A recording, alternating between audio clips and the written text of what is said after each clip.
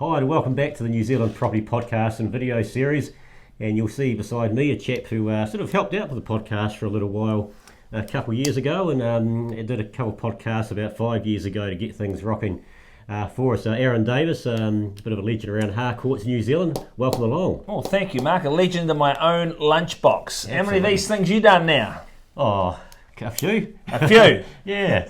I was going to have balloons behind me today because it's the 100th. Oh, you useless bugger. 100. 100 podcast videos. The old century, eh? Lots of advice helping people make money. Flogging property, not people. Yeah, that's the one, mate. That's the one. That's the one, and yeah, good stuff. Did you know what a podcast was 100 podcasts ago? So there you go. Yeah, I remember those. I remember. Good. Yeah. Hey, just a bit of stuff about those you don't know. Aaron, you should go back and listen to podcasts 18 and 19. And it was 5 years ago. You and me didn't sit together. We sat by a bloody by a Skype, I think it was. We used to do just a podcast there and not the videos. But all good. But I remember that one. We people loved your podcast. You talked a bit about leverage, and people with property think leveraging money to it gets the bank to get more money. But you brought a new way of leverage, as in putting yourself out there, making yourself do some special things. And I do that often myself now, and a few others do. But I remember back in the podcast, you said you were going to be the best auctioneer in New Zealand 5 years ago, Aaron. Have you achieved that? Yes, thank you, Mark. Don't remind me of that. Yes, I used to be a half-wit, now I'm a full-wit. So, yeah, recently I won the New Zealand Auctioneering Champs, and that was after 7 years, actually, of trying. So, but no, look, all good. And the thing is, with auctioneering and doing on-site auctions, predominantly in Auckland, you keep learning. And every weekend, I just keep on learning. I deal a lot with people that are flipping, that are trading property as well, so I still see lots of good deals, lots of bad deals, and all the deals in between. Yep, that's all good. So what? In fact, on there, you've called a few auctions, mate. What is happening out there in Auckland? How many are you selling these days? It's all doom and gloom, isn't it? No one turns up to auctions anymore. The New Zealand Herald had an article, I think, this morning saying that it's all died up. And see, the problem with that information, they're always 6 weeks behind. Absolutely. In the last couple of weeks, success rates at auction have just gone through the roof. I had 6 on the weekend, 5 sold. So there's massive success, and there's just a real shortage of supply in the marketplace. Lots of buyers are out, lack of stock, classic supply and demand, and good property is getting snapped up. Actually, I'm going to do a couple of pre-auction offer presentations tonight at 7:30, 8:30. So, yep, there's heat back in the marketplace. That's all good. There's some sort of first home, second home buyers out there as well. All the above. Yep. If it's good property, it's going at the moment. The buyers are starting to panic. They're in the marketplace, money's cheap. They've looked at the market dropping a long, long time, and now they're noticing there's just no stock. Yeah. No, that's all good. We're going through a sort of probably our best month at the moment we've ever had. In 5 years or so I've been up here. So that's all good. The OCR rate dropping to 1% today, mate. That's going to be good. I had one for Bob. He's a bit of a legend out in South Auckland. He had one in Manrera just on Sunday. What's today? Wednesday. So 3 days ago. Had 10 telephone bidders. Wow. Full corner site, 3-bedroom weatherboard, sold for 532,000 New Zealand dollars. So, classic. But all good. All good. Well, good to say, a bit of see you've actually achieved it. It was one of my lifetime goals a few months ago, seeing you actually win this auctioneering competition. A few of us get together on a Thursday night, and we're all pretty happy to see you actually get it. So well done to one of your Thank goals. you. You're a competitive bugger. Well, they were calling me all but. Yeah. Because I was always in the finals but could never do it. But then I could also say that about a number of bidders and on-site and in-room auctions, all but the same people. And they're always, those people that are always 5 to 10% below the marketplace. Yep. But no, good to nut it out. And like I said, still learning too. Okay. Oh, good stuff. And some of those people listening are actually, you're talking about it, probably listen to us right now. Yeah. So no, it's all good. Go 5% higher and you'll get them going. Look, I give them the same advice. It's like that very auction. I said to a number of the people that are there trading the property, I said, the owner has to sell. It's probably going to be a tradable property because it had 20 or 30 years of deferred maintenance. Yep. It was on a corner site with a big site. Freehold land, it's stacked up beautifully, and I said to them, why are you guys waiting until auction day? Because you're going to end up with a whole lot of other people that see the same opportunities you do. And as we know in real estate, it's about seeing what other people don't see. It's about looking at agents and going, right, they're outside of territory. Those classics, right? Things never change. They're outside of their territory. They're overquoting property. There's something unique that doesn't make it appealing straight away. Yep. That's where the money's to be made, not on the red hot deals that everyone sees. But anyway, that's okay. And like I said to one group, you probably should have turned up and try and buy the property prior to the auction. Knock out the competition. But anyway, they want to go there and nut it out. People That's still, all good. still happening a bit in the market, is it? The old auctions moving forward, or getting sold before? Yeah, because vendors just don't want to transfer the risk. They don't want the buyer to transfer the risk to them. So as we say, quality property goes to auction, and all the stuff that's overpriced and it's got issues, then knock yourself out. Go with PBN, or the latest one is deadline sale. Jeez, I don't know. Nothing wrong with that, mate. It's exactly like Deadline an auction. That's exactly sale, like an auction. Please. And you get the people without the finance in there. So there you go. Yeah, who want to transfer the risk to the vendors and then change their mind 2 or 3 weeks later. This sounds like a typical bloody Thursday night without the beer. It's all good. It's all good. But anyway, look, that's enough about auctioneering. There's still plenty of opportunity to be had out there. But mate, tell me 100 podcasts, right? Yeah. Tell me about some of the more memorable, other than me. Oh, you're the most memorable, of course. Still, about the. Just like my wife, I love it when she lies to me. Yeah, pretty obvious that I do it. Yeah. Yeah. No, we've had a heap, and we've had quite a few repeat sort of customers. We've had Hadar Al-Kibi, who's a guy that Central Otago and sits here investing all around the country, and people love sort of his journey and what he sort of talks about, and he's now investing in the States and doing a lot of stuff.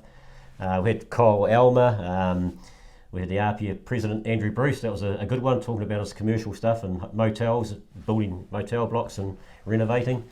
Nat Gilligan's a regular. Chris Peterson talking about finance, and last time the OCR rates come down, he was there that day doing a podcast. And Andrew King, he's such an important guy for all New Zealand investors. He's the guy that fights for us with the government and trying to say, no, it's a stupid idea that you're doing. They still do it, but they don't do as much as they come up with worse ideas than we hear about, believe me. And so they've been pretty cool to have guys like that. We've one thing that I never wanted to do with a podcast was interview mentor groups. It's just something I didn't want to do. And then about 55 podcasts ago, I started meeting a lot of people, and I was realising people you guys, some of you guys there listening to us, and you're hanging on every word that I was sort of saying, and it scared me a little bit. And I think that the great thing I love about property is you can do anything in property and make a big success of it. You can buy it, renovate to sell, renovate to keep. You can buy subdivision, you can buy apartments or whatever, and you can make a lot of money from it. So what I did for them, I got 3 totally different people that don't necessarily like each other that much, and they and I got it. And as I said at the end of it, hey, this is just one person's idea about property, and you can take it or And what you do with property is you get what you like, surround yourself by like-minded people and people that are doing well in the industry, and that's what you do, and that's how you do it. So I enjoyed doing those 3, even. They were a bit of a challenge to get all 3 of them doing it 3 in a row. I bet it was. Well, opinions are like bottoms. We've all got one. Yeah, and they're very strong-willed people. But yeah, I think I've got written here 46 to 48 with the 3 podcasts. If you want to go back and look at them. And there's another one I did. Donald Trump got made president, and I talked to a guy called Matthew Blackwell. He's a boss of OMF. He's probably the most financial savvy person in New Zealand. With finances and shares also, and it was really good to hear what he had on that day. And in fact, listening back, he's done. He said not to get too scared and too worried, and to be fair, pretty well what he said has always sort of happened. So that's good. But mate, we've had numerous ones, and I love getting the successful investors. And we had a young guy, Nathan Birch from Australia, 30-year-old, got 170 properties, did pretty well. So it's pretty cool talking to people like that and sharing what they do for. Jesus, why am I being an auctioneer? 30, mate, 30 years old. Didn't know what a property was when I was 30. What a genius. What a genius. But you know what I find half the time? It's just people that have a go. Yeah. Sometimes you can analyse stuff so much and you just miss the deals, and that's what I find in real estate. The people that just have a go tend to usually come out and do it pretty well. Yeah, not everything always works, but if you do a bit of background work and stuff and get more educated. You learn, as you say, Well, you're still learning now, mate. I got to tip you. I got to push you over for a few more tips anyway. Hey?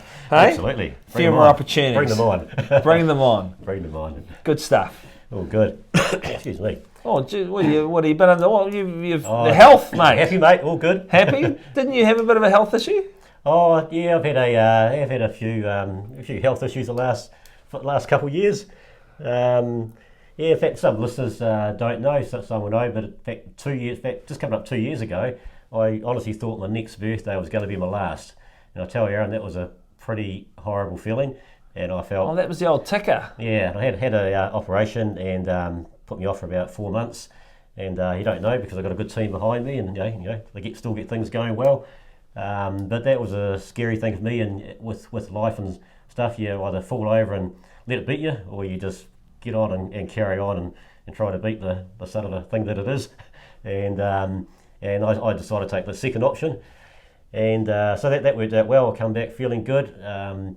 Just getting better. About a year ago, I had a hip replacement that I've been needing for 20 years.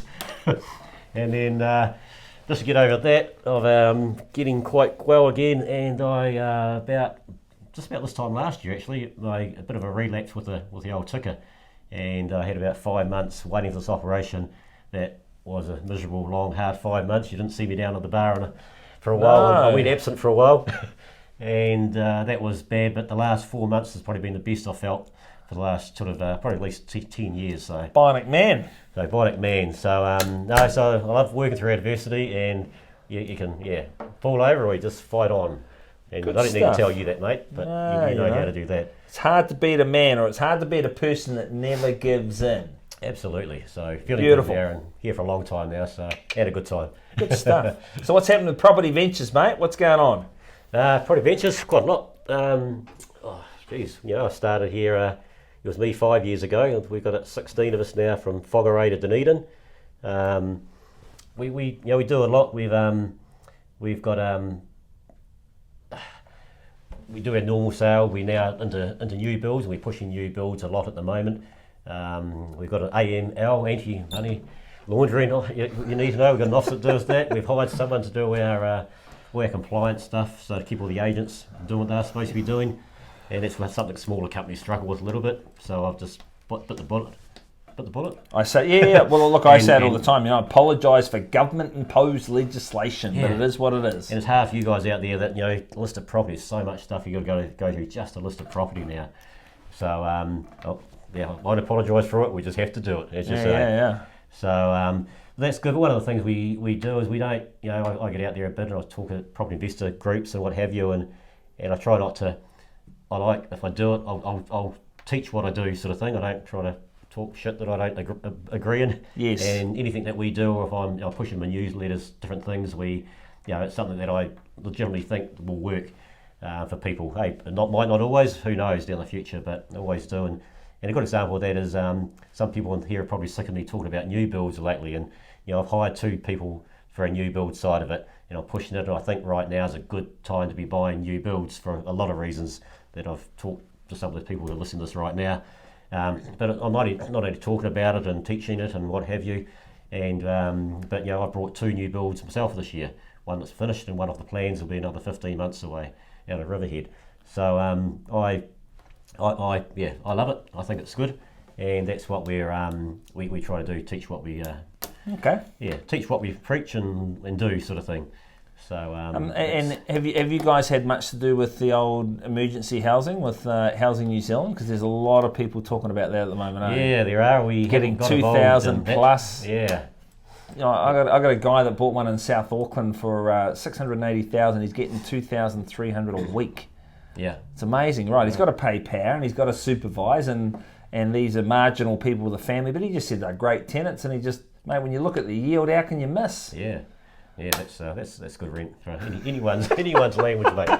That's good. It is. Yeah. Anyway. Yeah, but we're also involved with another company now, a land and house package company, and they're going all around the country, and they've got us to do all their sales now.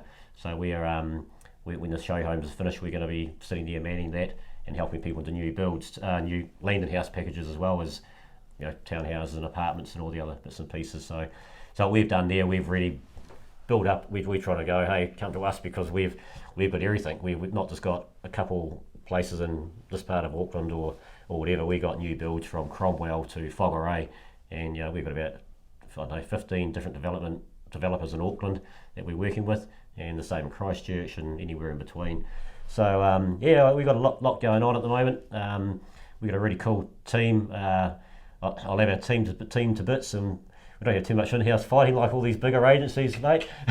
we all have really good respect for each other, and that's really cool. Yeah. And we've just about to have someone leave our business. It will be a first agent. No one's ever gone to another company. Has left Property Ventures, and this guy wants me to touch wood. Touch wood. And this guy wants he's out trying to get as good suitable people to fill him and telling him the dream. So that's pretty cool. So we're doing something right at Property Ventures. Hey, we're small. We're never going to be the biggest company in the world. We don't want to be. We want to do what we do well and look after people. So profit for sanity, turnover for vanity. That's an old cliche, but it's a good one, isn't it? Absolutely. Be really, really big and make no money. Be really small with half the stress and make good money. Yeah. Anyway, there's some logic in that. That's for sure. Yeah. Oh, that's good stuff. So that's all good. And as far as podcasts go, we're not going to just stop at 100. I did think of it. Phew. I've made it. Geez, you'll be coming in here in your Zimmer frame soon. Where you going, I'm getting better, mate. I'm getting younger. See, mate, I get to shave my grey hairs off. You still got a full head of hair to say, you dyeing your hair? No, people think I am, but I'm not. Never dye. I don't have to. I'm never going to lose hair, that's for sure. If I go like you, I'm going to have to cut it all off. Mate, I did that years ago. But anyway, I got more issues than Vogue magazine, I like to say. Sure, well, you're married now, so you probably have got a few issues. That's okay. Got to keep up with my lovely Fiona's who gross spending habits. Oh, that's all good. You're making plenty of money, and you got property, so you're doing all right, mate. Yeah, that's okay. That's okay. But so we carried on the podcast, and we've got Nick's All Black for our next one, who might become a regular on our show. Depends what you guys there think. I'm talking about commercial property, and something we haven't spoken about a lot is commercial property. But so that's a bit about what we've got going on. And the key with commercial now, right? The yields, with money being so cheap, it's the tenant, it's the tenants, right? It's quality leases it's hard to find now. Yeah. With a number of our commercial stuff, I'm finding that and they're brutal, renegotiating terms, and it's just. Yeah, you've really got to be in that space and know what you're doing, that's for sure. Absolutely. All good. So you've got a bit of inspiration for these guys listening there, Aaron. They're the man that inspires all the agents around the country. What about buyers and sellers? Well, I suppose the buyers, it's the same old thing. Just do not follow the herd. Do not do the same strategies as everyone else. Don't do the same bidding strategies. Stop looking at all the properties that everyone's looking at and look in the fringes. In that marginal ground, and that's where I'm still sealing. I just made up a word. I'm still seeing some really good opportunities. Like our job in auctioneering is never to undersell property, but what I find a lot of people, they just quite often, it comes down to the reason why people are selling is more important than actually the price. So for a lot of people, they just want to know that it's done, it's sold, and they can move on with their lives.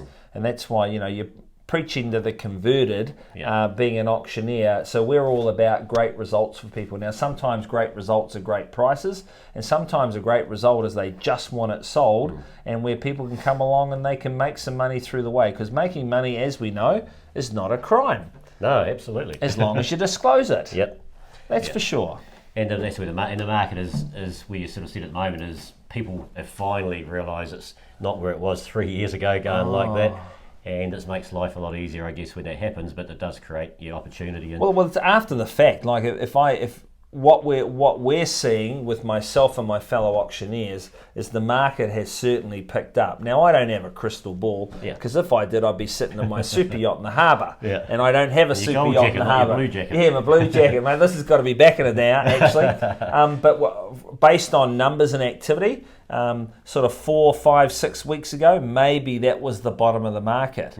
You certainly, and that's the problem with the REI and Z stats or the media publicising being 6 weeks behind.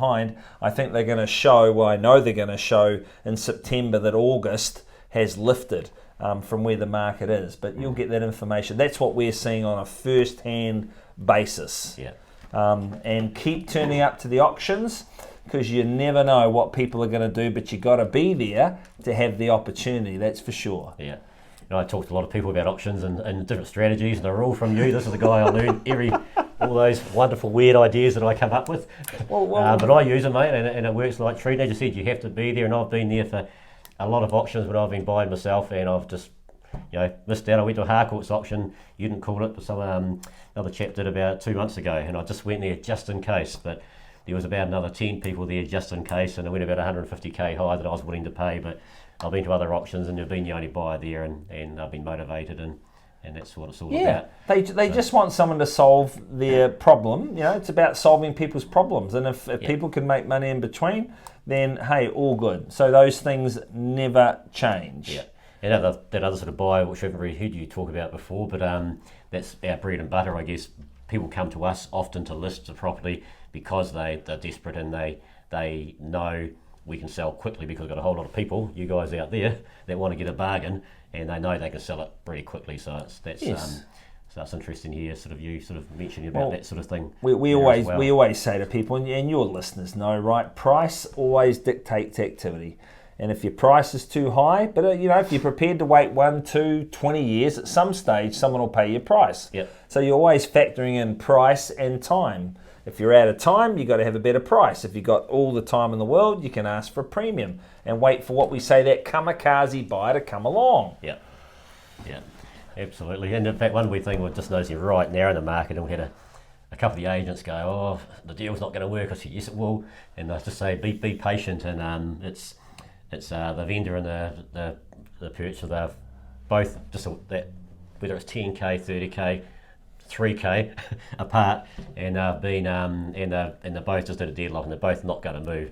And it's the old time thing, especially right now. The time things doesn't take too long, because next day, I don't know how many times the last 2 months we had that happen. The next day the deal's just been done, sort of thing. People get to sleep on it, but you guys are you guys know how to negotiate. My favourite line, and here's a tip for you. You get to say to people, right? Let's imagine that you had a $700,000 property, and there's a standoff at the OK Corral, right? There's 690 and there's 700. One of the best closes that I use all the time is Mr. and Mrs. Seller. Don't tell them all our tricks. Well, no, all good. Go for it. Mr. and Mrs. Seller or buyer. In one hand, you got a $700,000 problem. In the other hand, you got a $10,000 problem. Now, you're an intelligent person. You're astute. You know what you're doing. Which problem do you want? Quite often, when you frame it in that context, people, we'll let you have a think about it, and I'm sure tomorrow you'll make the right decision. Yeah. No. If you understand the subtlety in that, I know that you do with your team at Property Ventures, but the right words, because what happens in a good market conceals. Yeah. In a tough market, it reveals how good agencies and agents are. Yeah. And I'm seeing all the time that the old 80-20 rule does not apply anymore. It's basically, I know some of the major franchises within Auckland, that 7.5% of their sales team do the majority of their sales. Right. So it's now the 92.5% and 7.5%. So if you're selling, you hunt out the best. And if you're buying, well, there's a lot of agents in the marketplace that don't know what they're doing. Yeah. And one thing, in fact, we've used that line a few times recently again, but it's important right now too. But a couple of times when we have used it, I've actually sat down with a vendor and said, $10,000 or $700,000 not a problem. But also, I won't say this unless it's true, but a couple of times it's been a situation. I remember we had one in Wellington, it was $1 million or a $20,000 problem, and we'd had a lot of people through. It was an investment type property, 100-year-old. It had a whole lot of issues with it, and we had the best offer that we had by a long shot on the table, and they still weren't going to take it. And I just said to them, it's up to you. Just be prepared if you don't take it. Just be prepared that you might still hold this property in 2 years. I wasn't trying to be an arsehole, but I knew their situation, and just said, if you're happy with that, just sleep on it. If you're happy with that, that's cool, and that's all. But just be prepared that may be the situation. And in fact, it has, even in Wellington, but that sort of property has gone probably down for that one. So we don't start to be arseholes, and I know. Car salesmen are like bloody real estate agents, aren't they? The other way around, they reckon. But we like to think we tell the truth. But it's also closing the deal, and it comes down to the situation, drawing, as you know, drawing people's attention. The key to negotiating is drawing their attention to why you're selling. Get their attention to why they're selling, because your future looks a whole lot brighter than the present. You got the power to make it so. It sounds like a corny line, well, it is, but it's a good line, right? Versus taking away, lines, they think of the 10 or 20 grand, they get fixated. No, what was the reason for wanting to sell X, Y, Z? Well, if you accept the offer, you can move on with your life. And if you're still sitting here in 2 or 3 years for the sake of 20 or 30 grand, how are you feeling? And on top of that, in fact, I'm going to write my next article in the Property Investor magazine about this, is opportunity costs. And exactly that situation there. If you're 10k, 20k short, but you've just sold and got 800k or whatever it is to do whatever you're going to do next, what's that going to stop you if you can't sell for the next 6 months, a year, and you want to do other stuff with it? Yep. So opportunity costs is such a big thing that I'll be talking about soon. And the other thing, Mark, that I've seen is people are starting to trade, and they're getting really good deals trading. But very few people have the aptitude. I know that you guys have done some trades to actually ask the question.